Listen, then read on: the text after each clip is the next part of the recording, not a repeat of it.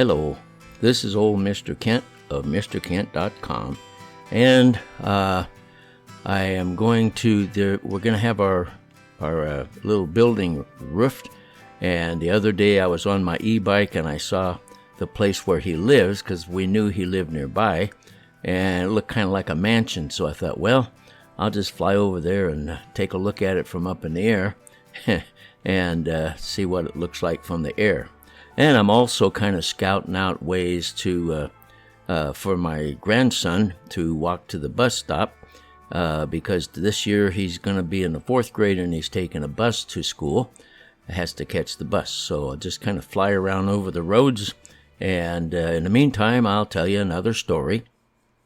This one is actually there's a story before this of how I got my first Harley Davidson motorcycle free. And if you've been following my channel, you probably remember me talking about that. And if you want to hear that story again, I can tell it again. But it's a really nice story. I like telling it. Well, anyway, so the only thing wrong with that Harley was it was a 1980. Of course, it was brand new. But the first time I got it up to 60 miles an hour on a highway, it vibrated so much because the flywheel was out of balance, and your eyes would actually get blurry. That's how much it vibrated. But generally, I didn't go 60 miles an hour unless I had some good reason or whatever. And eventually, I did get the flywheel balanced. But anyway, until the time came when I finally decided to, that's what this story is about. So my wife and I were going to ride the Harley from Pasco, Washington, which is in eastern Washington, and we go over the Cascade Mountain Range to western Washington and visit my folks and my family and all. And so on the way, on the highway, you would always stop at Ellensburg, which was about 100 miles west of Pasco. And that was just before you started up the mountain range. And so we got we had our rain gear ready, because it usually rains on the other side of the mountains, and we got everything all packed in. By the way, the Harley that I had was a full dress. It was top of the line. Back then, the best Harley you could get in 1980 was called a Road King, believe it or not. Now, they've got more models now than they did back then, but that's what they had at that time. So it was a nice motorcycle, and so we had a tour pack on the back and the whole thing.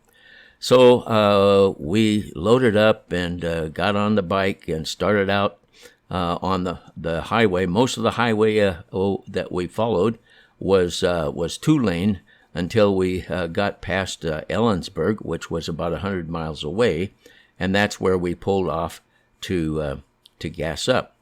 So it was a nice summer day, by the way, and sunshiny, and so we got to Ellensburg and pulled into a filling station and started filling up. Now, back in those days, that 1980 Harley had actually two gas tanks, one on the left and one on the right of the frame. And that's how they did it from a long time ago. And of course, they've stopped doing that now, but that's what they had. So the first thing you did was you filled up the left tank, and then you put the cap on tight, and then you filled, because it was on the kickstand side and the bike was leaning that direction. So you fill that up, and then you'd put the cap on tight, and then you'd fill up the right side tank and get it full, and then by the time you're all finished, well, both tanks were full. And so that's how you did it. So anyway, I'm fueling up the tanks, and I smell gasoline, and which was kind of unusual. And so I looked down, and believe it or not, the vibration of the flywheel had caused, I don't remember which tank it was, had caused one of the tanks to crack where it mounted to the steering column. And it had one connection up there, and then they had 2 connections back underneath the seat. And actually, the fuel was was dripping out at a fairly stable, fast rate. And so I thought, oh, this isn't going to work. So I told my wife to hang on. And of course, back then, the speed limit was, I can't remember, it was 55 or 60 back then. But we had to get home, which was 100 miles away, before all the gas drained out of the tanks, and because they were connected together. And so oh, by the way, on the right side there, that's the mansion that I saw when I was riding my bike, my e-bike. So we're going to take a look at that. Anyway, so we got on, and I wanted to get home before we ran out of gas. So guess what we did? We broke the speed limit the whole way. We were going wherever we could on a straight stretch. We were going like 90 miles an hour. And, I'd never gone that fast on it before. And of course, it was it vibrated a lot more at 90 miles an hour than it did at 60. But we had to get home. So it was what would you call it? A nervous situation. And then when we got into a town we'd have to go through, we had to slow down, of course. And one of the towns we had to go through was Richland. And so we had to slow down, and we were close to home, but not all the way. And then so finally we did get home, and we were able to make it home. And then it still dripped gas, but we got home. So then the next thing I had to do was take that tank off, and I had access to a gas welder, and I had to weld it. Well, you don't weld a gas tank. That's a foolish thing to do. So everybody was telling me, well, put sand in it, drain the gas out and put sand in it. And I thought, no, I don't want to do that. I'd get in the engine. And other people said, well, put water in it. So what I did was I decided, okay, so of course I took it off the bike and tipped it so that I filled it with water, and then tipped it up so that the crack was on top, so that I could not braze it, but solder it back together, weld it back together. So it was kind of interesting because when I would put the torch to the crack, sometimes I get this little poof, of gas fumes.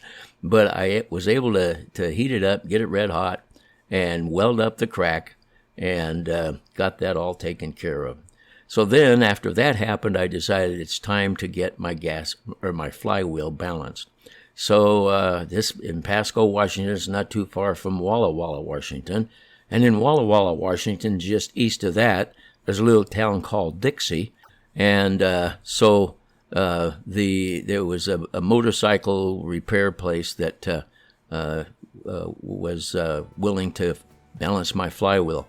Cost a lot of money because there's a lot of work to take it. So I took the engine out, put it in the back of my pickup, and hauled it over there.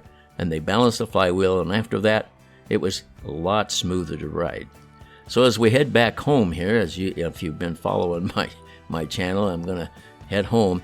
And so as we head home, I want to thank you for watching my videos and listening to my stories. And like I said, if you want to hear the story of how I got to Harley, make some kind of a comment. And in the meantime, thank you for watching my video, and God bless.